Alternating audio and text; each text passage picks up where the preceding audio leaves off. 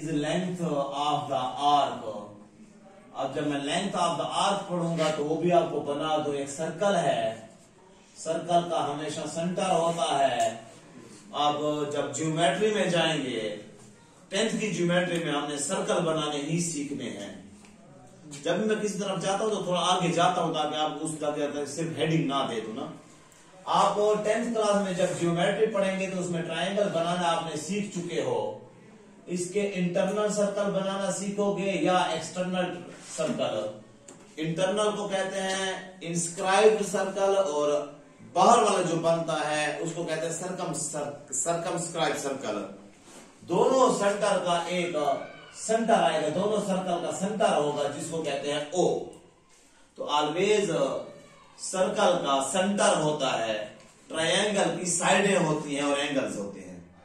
Circle का जो centre होता है इसी पे हम रखते हैं वो कंपास को। कंपास कहते हैं प्रकार को, नोक वाली और पेंसिल लगाई जाती है, उसको हम सेंटर पे रख कर सर्कल लगा लेते हैं। वो जो कंपास जितनी ओपन है वही रेडियस है उस सर्कल। ओके, तो सर्कल के सेंटर से मीन्स ओ से एक साइड पर ए तक एक हमने क्या ले लिया, उसका रेडियस, और यहां ए से लेकर ये बी तक आर्क है, इसको कहते हैं आर्क। मोड़, आर्क, मोड़। सर्कल की किसी भी साइड पर आप गुजरे तो आर्क है। सर्कल पूरा आर्क्स का मजमुआ है, ए से लेकर बी तक, और फिर इसको हमने दूसरा में मिला दिया। अब आपको फॉर्मूले की समझ आएगी। ये जो लेंथ है या ए से बी तक जो डिस्टेंस है ये वही लेंथ ऑफ द आर्क है। ये जो आर है ये रेडियस है, मीन्स कौन सा, ये वाला, और ये जो थीटा है ये यही एंगल है थीटा। तो सर्कल के अंदर एक आर्क है, आर्क का रेडियस और थीटा और लेंथ का एक आपस में रिलेशन है, फार्मूला है L is equal to R theta. अच्छा, यहां पे एक आपको बात बता दो, थीटा ये हम इन रेडियन से लेंगे। डिग्री में होगा, डिग्री में होगा, लेकिन हम इसको रेडियंस में चेंज करेंगे। हाँ, इसकी यूनिट मीटर हो खैर है, इसकी सेंटीमीटर हो खैर है, इसकी सेंटीमीटर तो इसकी भी सेंटीमीटर, इसकी मीटर तो इसकी भी मीटर होगी। जो यूनिट लेंथ की वो यूनिट रेडियस की। But it is not physics कि आप सेंटीमीटर को मीटर में चेंज करें, ये नहीं होगा। ओके, अब आप लोग पेज नंबर 171 वो जो इसकी है केपीके बोर्ड की 171 पे और बाकी की 7.2 वही है। वहां पे आप लोग क्वेश्चन को पहले स्टडी कर लें। क्वेश्चन नंबर 1 है find L when first second third part है। फिर क्वेश्चन नंबर 2 में फाइंड थीटा। क्वेश्चन नंबर 3 में फाइंड आर। इसका मतलब है पहले हमें ये मांगता है, कभी ये मांगता है, कभी ये मांगता है। तीन चीजों का जो है तो फार्मूला भी इस तरह बनता जा रहा है। मैं स्टार्ट कर रहा हूं क्वेश्चन नंबर 1 का फर्स्ट पार्ट। ज्यादा पार्ट्स आप लोग कर सकते हैं बेटा। Find L, L is equal to question sign. जो पहले फाइंड किया उसको ऊपर क्वेश्चन साइन लिख लिया करें। L is equal to question sign, theta is equal to π/6 radian. ठीक है, ये हमें कबूल है। R is equal to 2 centimetre. As we know that L is equal to R theta is formula। L is equal to R की value 2 है, theta की value π/6 है। मीन्स 2 1 2 2 3 6 π/3। अब मेरी बात सुनना, कल मैंने आपको कहा था कि पाई की कीमत 180 है। आज फिर मैं पाई की कीमत 22/7 या 3.1416 यूज कर रहा हूं। क्यों? मैंने डेफिनेशन ऑफ द पाई 180 और उसमें भी बताया था कि जब सर्कल की बात हो तो इसीलिए तो मैंने ये सर्कल बनाया ना, वरना मुझे फॉर्मूले की जरूरत नहीं थी। एक एक्सरसाइज है, 4-5 स्टेप्स हैं, 4-5 पार्ट्स हैं। तो इसीलिए कि ये सर्कल में है तो यहां पर पाई की कीमत वही 22/7 है। क्योंकि एल की वैल्यू हम 22 ये कोई एंगल में नहीं होते, एल इज लेंथ, और लेंथ की वैल्यू क्लियर कट इशारे में इसमें होती है। तो पाई की कीमत आप फौरन यूज करेंगे 3.1416 ओवर 3। कैलकुलेटर पर आपको डिवाइड करना पड़ेगा 3.1416 ओवर 3, 1.3 इस तरह कुछ आ जाएगा। और सेंटीमीटर, इसकी यूनिट सेंटीमीटर, तो एल की कीमत भी सेंटीमीटर, एल की यूनिट भी सेंटीमीटर। 2 इंटीजर्स काफी है, पॉइंट के बाद 2 इंटीजर्स तक आप लोगों ने लिखना है। अगर कैलकुलेटर में यहाँ पर 9 आता है तो इसको 5 कर लेना, अगर यहाँ पे 4 आता है तो इसको यही 4 रखना। Okay, any question, any tension? Centimetre की सर, सेंटीमीटर इसलिए कि इसकी यूनिट सेंटीमीटर है, इनमें से एक की जो यूनिट होगी तो वही आपको लोगों की सेंटीमीटर, लेंथ की यूनिट सेंटीमीटर।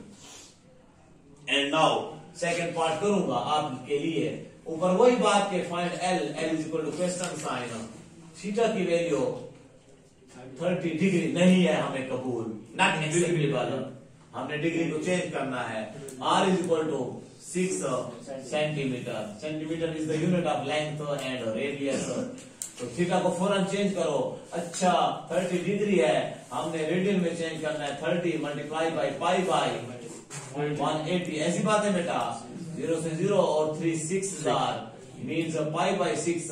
और कल की लास्ट टेक्निक में मैंने यही बताया था कि नहीं बताया था, पाई बाई 6 इज क्या होता है 30 के बराबर, और पाई बाई 3 किसके बराबर होता है 60 के बराबर, पाई बाई 4 45 के बराबर। ये पॉइंट्स जो मैं लास्ट पे देता हूं आपको याद रहने चाहिए। अब हम ये यूज करेंगे here, as we know that L is equal to R theta, L फाइंड करना है, आर की वैल्यू पाई बाई 6 है, 9, आर की वैल्यू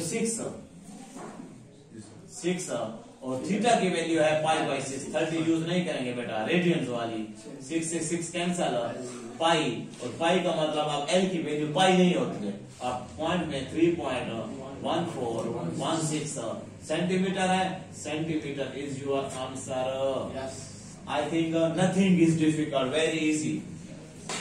अगर मैं चैप्टर नंबर 7 में कहूं कि इजी एक्सरसाइज और मुफ्त की, अल्लाह करे कि आपके पेपर में इसके 2-3 पार्ट्स आ जाए मुफ्त के मार्क्स से। अब आ जाएं, आप थर्ड पार्ट खुद करेंगे। क्वेश्चन नंबर 2 में कर रहा हूं, क्वेश्चन नंबर 2 में फर्स्ट पार्ट, इलियास आपको समझ आ रही है बेटा? Yes sir.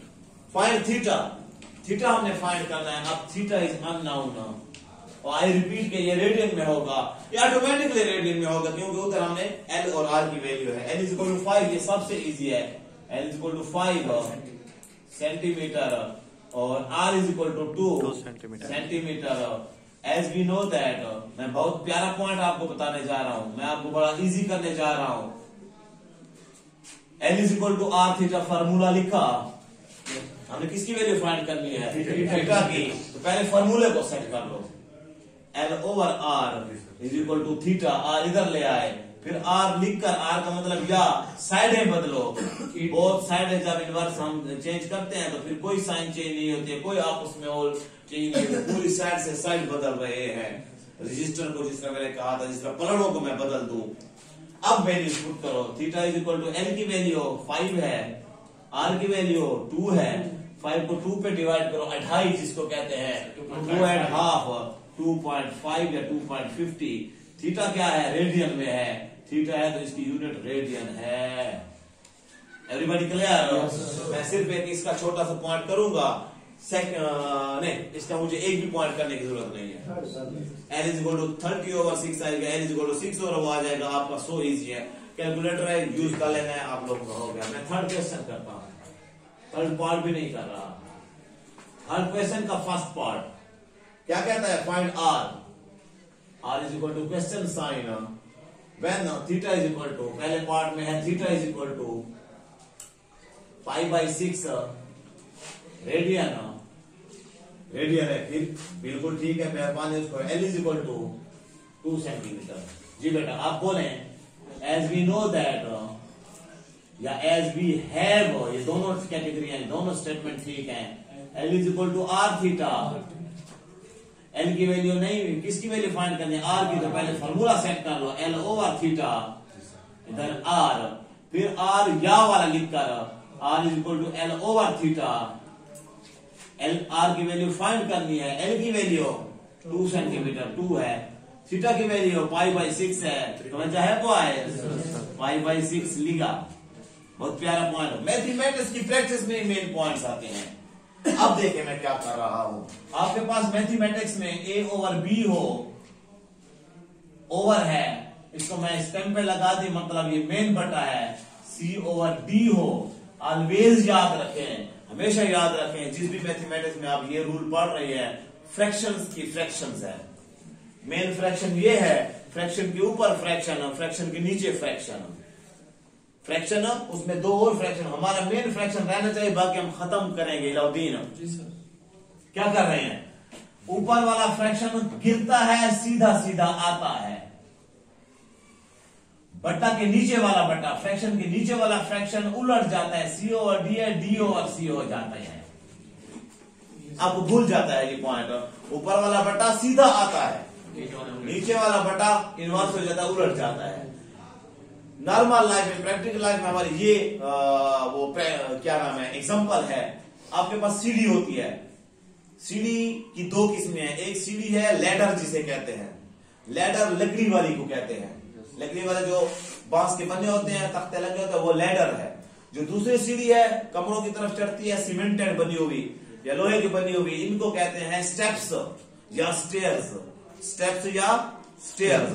मैं आ रहा हूं इस सीढ़ी से उतरकर, जो ये सीमेंटेड है, जिसके छोटे छोटे स्टेप्स है, ईंटों की बनी हुई है, प्लस्तर किया हुआ है, बनी हुई है, मैं इसे उतर रहा हूं। एक ईंट उसकी कच्ची है या गिरी हुई है या हटी हुई है, मैंने ऐसे हाथ रखा तो मुझे वो झटका लगा, जिसे हम सुगा कहते हैं, लगा, लेकिन आया सीधा। गिर रहा था लेकिन जान को मैंने संभाल लिया, आया मैं सीधा। ये ऊपर वाला बट्टा है, झटका लगता है, आता सीधा है।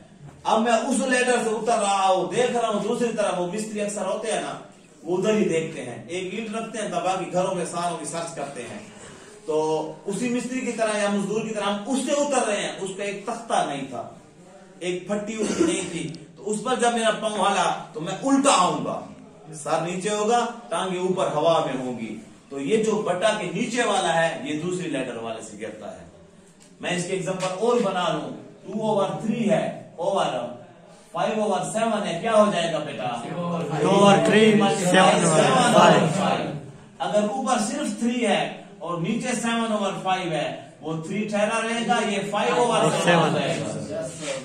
अच्छा, ऊपर जो है 1/4 है, नीचे जो है 11 है, तो ये ऊपर वाला गिरेगा सीधा 1/4, 11 अपनी जगह पे ही ठहरा रहा। ये बहुत सारे आपके बट्टे आएंगे, टेक्निक्स आएंगे मैथ में, तो यहाँ पे आप गलत ना हो। ओके, आगे चलते हैं। तो यहाँ से आपका रिजल्ट क्या निकला, ऊपर ठीक ठहरा हुआ है, ये 5/6 है, ये 6/π हो जाएगा। Okay dears, 6 2 12/π, which comes to 12/3.1416 है। कैलकुलेटर से डिवाइड किया, R is equal to star या एनी वैल्यू सेंटीमीटर, यस ऊपर सेंटीमीटर है। सिर्फ हम ऊपर वाले L या R होता है तो R की डेप्थ वो यूनिट देकर हम फाइनल करते हैं। तो कभी कभी पॉइंट हमने ज्यादा टाइम लगाया, मैथमेटिक्स के एक्सरसाइज पर, क्वेश्चन पर टाइम नहीं लगेगा। ओके, सेकंड पार्ट सिर्फ आप लोगों को इसलिए कर रहा हूं कि कंपोजिट या कंपाउंड शेप में आंसर ये वैल्यू दी हुई है। Find R is equal to question sign when theta is equal to 3/1/2 radians है। मेहरबानी उसकी, रेडियंस तो दिया, लेकिन ये वैल्यू कंपाउंड शेप इसको कहते हैं। कंपाउंड शेप से हम फ्रैक्शनल में, फ्रैक्शन में चेंज करेंगे, और वो प्रॉपर और इम्प्रॉपर, वो मैं 4th चैप्टर में लंबी चौड़ी बातें करूंगा। आप इसको प्रॉपर में चेंज करेंगे। 2 को साइड वाले से मल्टीप्लाई करते हैं, छोटी क्लास में आपने स्टडी किया हुआ है, 2 3 6 और ये ऐड किया जाता है 7/2। बस यही इसमें बात थी। और L की वैल्यू दी हुई है, L इज 4/7 सेंटीमीटर है, अब मीटर है, अब मीटर, तो हम मीटर चलाएंगे। As L is equal to R theta, पूरा लिखेगा आप, एज वी नो दैट। आपने किसकी वैल्यू फाइंड करनी है, R की, तो R ठहरा, इधर उधर आप करेंगे तो L/थीटा आ जाएगा। L की वैल्यू पुट कर रहा हूं 4/7 ओवर थीटा की वैल्यू पुट कर रहा हूं 7/2। आ गई वो सिचुएशन बेटा? मुझे पता है ना आपकी मैथमेटिक्स में क्या आएगी, क्या करूं, 4/7 ऐसे मल्टीप्लाई 2/7। खतरा ये था कि 7 कटेंगे नहीं, कैंसिल हो रहे, 4 2s are 8 और 7 7s are 14। अगर यही छोड़ दो खैर है, वरना आपको, क्योंकि वो बटा में है ना दोनों, यही छोड़ दें, मीटर में आपका आंसर आ गया। तो अगर आप 8 को 49 पर डिवाइड करते हैं वो भी ठीक है, मैं इसको आंसर मानता और क्लियर मानता। ओके, और इसके बाद आप लोग थर्ड पार्ट इसका खुद कर लेंगे। मैं जाता हूं आगे, एक और फार्मूला। यही आपका सर्कल, यही आपका रेडियस, यही आर्क, अब वो कहता है इसका एरिया बताओ, एरिया। इसको हम पढ़ेंगे क्या, एरिया ऑफ सेक्टर, और ये यहीं पे नाम है और कहीं पे नहीं है, एरिया ऑफ सेक्टर। इस सेक्टर का, इस जो आपका आर्क बनता है, इस सारे का एरिया ये है आप लोगों का 1/2 r square theta, 1/2 r square theta. यहां पे भी वही रेडियस है, वही थीटा है। अगर रेडियस और थीटा की वैल्यू दे दे तो हम एरिया निकाल सकते हैं। क्वेश्चन नंबर 4 होता है इससे। आप लोग मेरे साथ हैं, टच हैं, आप पिक कर रहे हैं पॉइंट्स को। तो फाइंड एरिया ऑफ सेक्टर, ठीक हो या ऑफ द सर्कल, ऊपर आप लिखेंगे एरिया इज इक्वल टू, या पूरा लिख लें area of sector is equal to question sign sector. आगे कहता है whose radius is 4 metre, r is equal to 4 metre and with central angle 12 radians. Theta दिया हुआ है और रेडियंस में दिया हुआ है, एंगल का नाम भी दे रहा है, रेडियन की यूनिट से भी हमें पता चल रहा है कि ये थीटा है। Okay, as we know that area is equal to 1/2, formula है तो सब कुछ है। ये तो ऐसे में फिजिक्स वाले क्वेश्चन हो गए। 1/2 लिखा, r स्क्वायर मीन 4 का स्क्वायर और थीटा मीन 12। अच्छा, ये इससे कैंसिल होता है लेकिन नहीं करना, क्योंकि वो तो स्क्वायर है। 2 6 उधर मैंने मल्टीप्लाई किया, उसको काटा, क्या बच गया आपके पास, 1 लिखने की जरूरत नहीं है। 4 का स्क्वायर 4 16 और मल्टीप्लाई 6 बचा हुआ है 16 6 96। किसकी है, एरिया। मैं यहाँ पे यूनिट क्या है, रेडियस, रेडियस की यूनिट मीटर है, तो एरिया की मीटर स्क्वायर हो जाएगा। एरिया की यूनिट स्क्वायर होती है, अगर सेंटीमीटर तो सेंटीमीटर का स्क्वायर, मीटर तो मीटर का स्क्वायर। क्यों, एरिया का यूनिट मीटर स्क्वायर या सेंटीमीटर स्क्वायर इसलिए होता है कि एरिया का लेंथ और विड्थ में जब फार्मूला होता है, जब किसी रेक्टेंगल का हो, उधर है length cross width, length cross width. Length की भी यूनिट मीटर और विड्थ की भी मीटर, तो metre metre metre square. Okay boys, ये हुआ। कभी ऐसे भी होगा कि आपकी पूरी एक्सरसाइज हो गई। 2 क्वेश्चन है, आइडिया है, वो कल मैं कर लूंगा इंशाल्लाह। यहाँ पे आपको ज्यादा डिस्टर्ब नहीं करता, नोट भी करना है। तो कल इंशाल्लाह 7